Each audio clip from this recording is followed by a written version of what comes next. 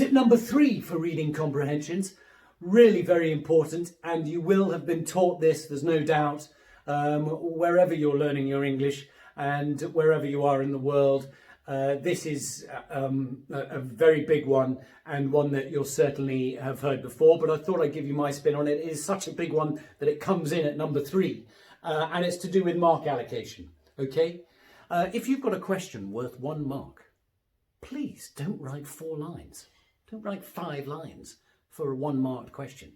That is a huge waste. It isn't a showing off exercise. Okay, so if you've got a question worth 1 or 2 marks, you don't need to write very much to get those marks.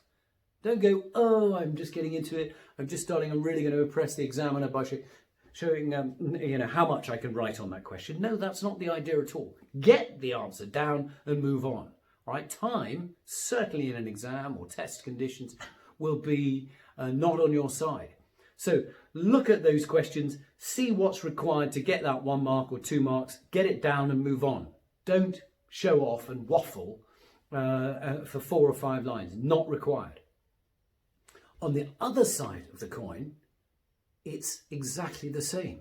If a question is worth 8 marks, 10 marks, don't write 2 lines.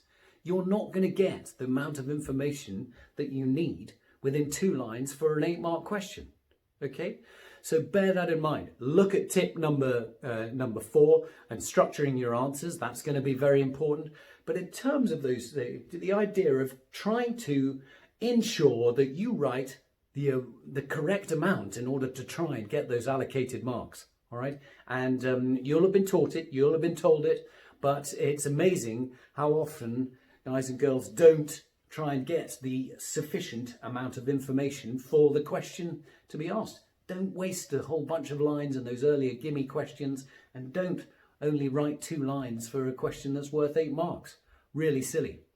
And a final point on this one, sometimes a question might be worth 4 marks and it'll have 2 questions within it. So it'll ask you 1 question and there'll be a question mark, and then in the same sentence, all right, on the same line, it'll ask a second question. I call this a double-tiered question.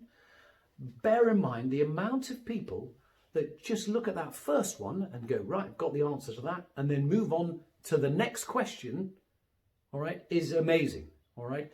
Be really careful that if 1 question is asking 2, sometimes there's a triple-tiered question.